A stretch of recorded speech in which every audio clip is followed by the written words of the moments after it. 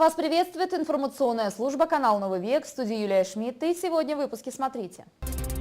Старт дан. В Кызыле состоялась презентация федерального проекта «Карта убитых дорог». Оцени качество дорог. Праздник может закончиться в больнице. В республиканском наркодиспансере напоминают о том, к чему приводят длительные алкогольные застолья. С начала года в республике отмечен рост дорожно-транспортных происшествий, связанных с наездами на животных. В столице готовятся к празднованию Масленицы. И перейдем к главным новостям выпуска. Сегодня в региональном штабе Общероссийского народного фронта состоялась презентация проекта всероссийского масштаба «Карта убитых дорог. Оцени качество дорог». Данный проект представляет собой интерактивную карту. С ее помощью граждане смогут самостоятельно отмечать участки дорог ненадлежащего качества, а также голосовать за те дороги, которые, по их мнению, нуждаются в ремонте в первую очередь. Общественники обещают контролировать ход ремонта на участках проезжей части с плохим состоянием. В конце года по итогам работы чиновников будет составлен рейтинг, результаты которого лягут на стол президенту России Владимиру Путину. Федеральный проект Общероссийского народного фронта размещен на сайте дороги-unf.ru. Два вида, да, на сайте есть и, возможно, с мобильного приложения скоро вступит. То есть идешь, смотришь с телефона, даже снял, отправил, что там какой-то неправильно ремонтируют или что. А и в конце года будет в декабре подведение итогов, как вот этот проект работал. Цель это сделать общенародным проверку состояния дорог. И, то есть голосованием выбирают, какую быстрее сделать, лучше, раньше дорогу, участки дороги, где знаки надо поставить. И потом муниципальные органы будут все-таки это ремонтировать, а все жители могут это контролировать и тут же отправлять. Эта рабочая неделя будет короткая, впереди целая череда праздников. Для кого-то это возможность как следует отдохнуть, но вот для сотрудников республиканского наркодиспансера начинается горячая пора. По словам медиков, у многих застолий не обходится без спиртного, а у некоторых и вовсе оно затягивается на недели. Как не попасть в алкогольный плен и выбраться из него? Об этом в следующем сюжете. Виктор просит не показывать свое лицо. В наркодиспансере на лечении он уже 2 недели. Говорит, что сначала выпивал по пятницам, а после потери близкого человека начал прикладываться к бутылке все чаще. Остановиться уже было сложно. Мамка, конечно, она сильно расстраивалась, переживала. Но я не обращал на это, наверное, внимания. Просто как-то, видимо, в пьяном состоянии. Но я дома появлялся только в пьяном, большом, сильном опьянении. И не замечал, у меня даже дома происходили случаи, что я даже кидался на родных, на близких. Что-то было такое, что просто я не сдерживал себя, эмоции не мог сдержать. Такие истории сотрудники наркодиспансера слышат от многих. Свободные койки здесь бывают редко. По словам медиков, люди стали чаще обращаться за помощью специалистов, что не может не радовать. Основная доля пациентов – люди в самом расцвете сил. Это не молодые, это люди трудоспособного возраста, о котором мы говорим. Да, это где-то 30 лет, 54 года. Но самое главное, сейчас нас очень волнует, наоборот, именно возрастной период пенсионного. Это от 50 до 69 лет, потому что у нас достаточно высокий процент погибших людей от отравления алкоголем именно в этой возрастной группе. Я думаю, что тут, конечно, много факторов, которые влияют на это. Это и то, что человек, много лет проработавший, прекратил трудовую деятельность, ему просто нечем заняться. Какое-то теряется, может быть, ощущение смысла жизни. И человек, уходя от работы, вдруг начинает чувствовать, что у него появилось много свободного времени, и ему просто нечем заняться. Вот тут, конечно, надо, я считаю, что должна быть продуманная именно программа социальной помощи именно пенсионерам. Еще одна группа риска – это женщины. Тенденция наблюдается печальная. В последние 5-7 лет, по словам врачей, злоупотребляют именно молодые женщины. Эта девушка уже прошла лечение и теперь с болью вспоминает тот день, когда взялась за стопку. Тем самым, по ее словам, пыталась убежать от проблем. Мне казалось, что после того, как я выпью алкоголь, все проблемы сами собой исчезают. И из-за этого у меня это продолжалось. Но когда попала сюда в больницу, с помощью врачей я поняла, что наоборот, с употреблением алкоголя проблемы не исчезают, они не решаются, они накапливаются и вырастают в огромный большой ком. И вот сейчас здесь в больнице все время думаю, корю себя, как я могла вот так употреблять алкоголь, почему не остановилась, почему не прислушалась к советам своих родных и близких. Психологи, медработники различного профиля. Чтобы вытащить человека из алкогольного плена, в наркодиспансере работает целый штат специалистов. Главное, говорят врачи, вовремя обратиться. Вот и в преддверии праздников они в полной готовности. Будет круглосуточно работать стационарное отделение. Самое главное, мы неоднократно говорим во всех своих выступлениях, чтобы наши граждане просто своевременно позвонили хотя бы в скорую помощь. И можно приезжать самим. Самое главное, своевременно обратиться для того, чтобы предотвратить ухудшение состояния и развитие других всяких осложнений. Пить или не пить, каждый делает выбор для себя сам. Главное понимать, какую цену ты готов заплатить за кратковременное удовольствие. Спокойствие близких, свое здоровье, а может собственную жизнь. Анастасия Маслова, Алексей Филиппов, телекомпания «Новый век». На аппаратном совещании глава региона Шалбан Караул подверг критике работу Министерства топлива и энергетики Тувы. На Хавааксинской ТЭЦ образовалась задолженность по зарплате. Глава сказал, цитата: «Меня удручает в этой ситуации то, что я не знаю об этом, особенно когда это связано с безопасностью прохождения зимы. Это ключевой вопрос, когда люди работают в кочегарке и за такой труд не получают оплату. Несправедливо. Тема выплаты зарплат важнейшая. Руководитель любой отрасли должен руку на пульсе держать». Конец цитаты. А прокуратура города за несвоевременную выплату заработной платы к административной ответственности привлекла мэра города Кызыла. Прокуратурой Кызыла проверено анонимное обращение работников мэрии города о невыплате заработной платы. На момент проверки в мэрии города образовался 1 миллион 448 тысяч рублей задолженности по заработной плате за ноябрь 2016 года. Кроме того, было не выплачено 858 тысяч рублей аванса за декабрь прошлого года и отпускных 3 работникам в сумме 198 тысяч рублей. По результатам проверки прокуратурой города Кызыла мэру столицы внесено представление об устранении нарушений федерального законодательства. Кроме того, в отношении него возбуждено дело об административном правонарушении. По результатам его рассмотрения председатель администрации столицы республики признан виновным в совершении административного правонарушения. Он предупрежден о недопущении подобных правонарушений впредь. И о новостях экономики. Закон об акционировании Почты России может быть принят до лета. Об этом сообщает ТАСС. Министр связи и массовой коммуникации России Николай Никифоров подчеркнул, что о приватизации предприятия речь не идет, и добавил, что 100% собственности государства должно сохраниться, и предприятие должно остаться в стратегическом перечне. План акционирования Почты России был утвержден еще летом 2013 года. Согласно документу, предприятие должно быть преобразовано в открытое акционерное общество 100% госсобственности. Законопроект о реорганизации Почты России был внесен правительством в Госдуму в июне 2014 года, однако до сих пор не утвержден. В феврале текущего года премьер-министр Дмитрий Медведев поручил продолжить работу над этим законопроектом для принятия документа в 2017 году. Минпромторг страны оценил продвижение бренда Made in Russia в 370 миллионов рублей. Об этом говорится в проекте постановления правительства, подготовленного ведомством.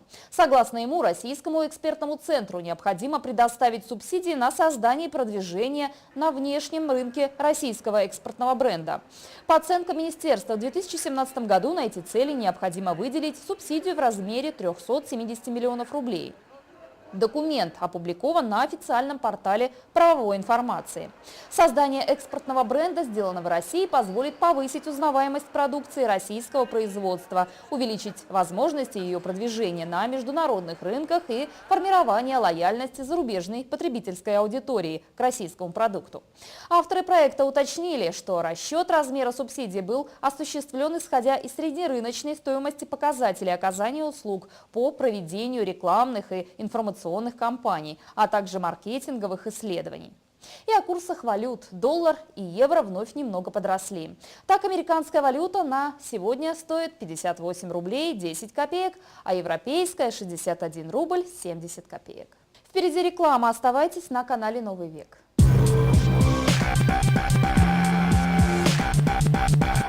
Любовь – это подарить ей шубку ее мечты от знатных мехов. С 24 по 26 февраля в СК Субидей города Кызыла.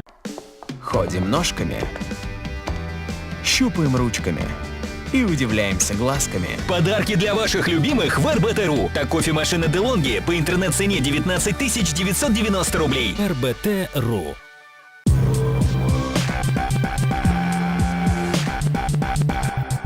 Это выпуск новостей, мы продолжаем. С начала года в республике отмечен рост дорожно-транспортных происшествий, связанных с наездами на животных. Одно из таких происшествий зарегистрировано 16 февраля в Эрзинском районе. Водитель автомашины марки Toyota, двигаясь по автодороге Кызыл-Эрзин, допустил наезд на коров, находившихся на свободном выпасе.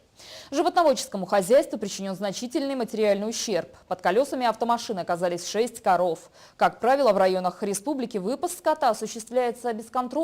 И у большинства чабанов ситуация не вызывает опасений. Между тем, это может оказаться реальной угрозой для безопасности участников дорожного движения. Правилами дорожного движения к погонщикам животных предъявляются определенные требования. В правилах прописано, что погонщикам запрещается оставлять животных на дороге без присмотра, а прогонять животных через дорогу можно только в специально отведенных местах. За нарушение требований погонщику грозит административное наказание. С начала года сотрудники ГИБДД привлекли к ответственности 7 пастухов. Далее наш эфир продолжат новости короткой строкой. Все самое актуальное впереди.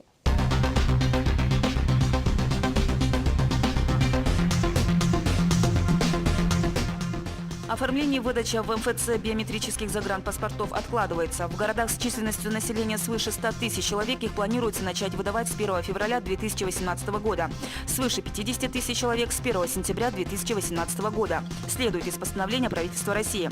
Биометрический паспорт отличается от обычного тем, что в него встроена специальная микросхема, содержащая фотографию владельца, его данные, а также любые дополнительные сведения о владельце. Уже в ближайшие дни россияне смогут въезжать в Армению по внутренним паспортам, заявил накануне премьер-министр Армении Карен Карапетян. Об этом сообщает РИА Новости. Такое решение Ереван принял в надежде на рост туристического потока. Отмечается, что никаких отметок на въезде-выезде во внутренние паспорта ставиться не будет, чтобы основной документ не утратил силу. Согласно российскому законодательству, в паспорте запрещено делать какие-либо отметки помимо специально оговоренных случаев. Как сообщает в департаменте городского хозяйства мэрии Кызыла, с приближением весны начинается собачий гон. Животные начинают вести себя более активно, местами даже агрессивно. В это время количество обращений по укусам животными увеличивается. Сигналы о скоплении безнадзорных собак принимаются в единой дежурно-диспетчерской службе мэрии Кызыла по телефону 2 31 42 круглосуточно. В Туве запускает электронный ресурс «Биржевая площадка». Это система, в которой зарегистрированы производители и поставщики продуктов питания, документально подтвердившие качество производимой или поставляемой продукции. Цена на продукцию уже учитывает стоимость доставки. Заказчик размещает запрос, поставщики предлагают свои цены, выбирается наилучшее предложение. Ресурс разработан Республикой Татарстан. Опубликован рейтинг регионов России по качеству жизни согласно статистическим данным за 2016 год. Лидирующие строчки занимают Москва и Санкт-Петербург. Список построен на основе комплексного учета 72 показателей, фиксирующих фактическое состояние различных аспектов условий жизни в разных социальных сферах. Среди аутсайдеров оказались Еврейская автономная область, Республика Алтай, Калмыкия, Ингушетия, а замыкает список Республика Тува. С понедельника началась масленичная неделя на площади Арата. Сегодня идут завершающие работы по подготовке к народным гуляниям в честь Масленицы, которые состоятся 26 февраля. Концертно-развлекательная программа, подготовленная Центром русской культуры, городскими, творческими и трудовыми коллективами, начнется с часу дня. Кульминация действия традиционно станет покорение масленичного столба, установку которого сегодня завершила техника моблагоустройства. Смельчакам и ловкачам придется залезать на высоту 11 метров, чтобы получить заветный приз. Тем временем в городе проводятся и культурно-просветительские мероприятия в честь Масленицы. В школах и детских садах проходят классные часы и утренники, посвященные обычаям и традициям проведения этого древнего праздника. Сотрудники Центра русской культуры проводят выездные просветительские программы в образовательных учреждениях, во время которых предлагают вниманию слушателей сценки и постановки о Масленице и даже рецепты по приготовлению блинов. Главным испытанием, в котором примут участие трудовые коллективы, станет смотр-конкурс на лучшее русское подворье. Комиссия будет оценивать убранство подворья, наличие атрибутов русского быта, рукоделия, народных промыслов. Немало внимания будет уделено праздничным угощениям на столах. Ну а сейчас о погоде. Далее в эфире прогноз погоды на ближайшие сутки.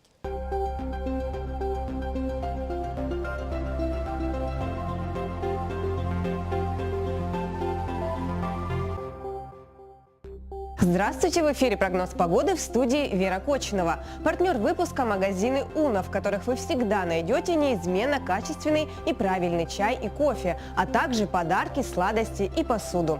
Кстати, в магазине представлены более 200 видов чая и 40 видов кофе. Приходите в «Уна» за подарками к предстоящим праздникам по адресам: торговый дом Алексеевский, 2 этаж, и Кичиола, 9. По всем интересующим вопросам можно позвонить по телефону 983 515 01 11. Не знаете, что подарить на праздник? Есть идея! В магазине «Уна» большой выбор полезного чая, ароматного кофе, шоколада, варенья и других вкусных товаров. Мы поможем выбрать и красиво оформить ваш подарок к празднику. Магазин «Уна», торговый дом Алексеевский, 2 этаж, и Кичиола, 9. Сделай подарок со вкусом.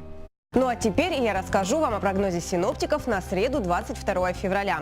Утром ожидается небольшой снег, на термометре 18-19 градусов ниже нуля. Ну а днем все вперед по магазинам за подарками и просто гулять. Радоваться прекрасной погоде, которая ожидается солнечной и теплой. Всего 9 градусов со знаком минус. К вечеру будет небольшое похолодание до 16 градусов ниже нуля. Геомагнитное поле спокойно, атмосферное давление 718 миллиметров ртутного столба. Влажность воздуха 62%. Ветер юго-восточный и незначительный 2 метра в секунду. На этом все. Приятного вечера и до встречи.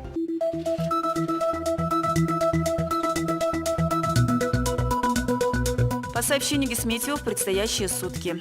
В Туране погода облачная, без осадков. Температура воздуха утром минус 19 градусов, днем минус 10. В Арадане облачно, без осадков. Температура воздуха утром минус 19 градусов, днем минус 9. На Булке погода ясная, без осадков. Дует ветер. Температура воздуха утром минус 12 градусов, днем минус 5. В Танзибе ясно, без осадков. Температура воздуха утром минус 10 градусов, днем минус 4. По всей трассе проводятся дорожные работы. Проезд удовлетворительный. На этом наш выпуск завершен. Новости нового века вы всегда можете посмотреть на нашем YouTube-канале «Тувинская единая служба информации». Всего доброго и до скорых встреч. Не забывайте о том, что впереди программа «Патруль» с Анастасией Масловой. Всего доброго.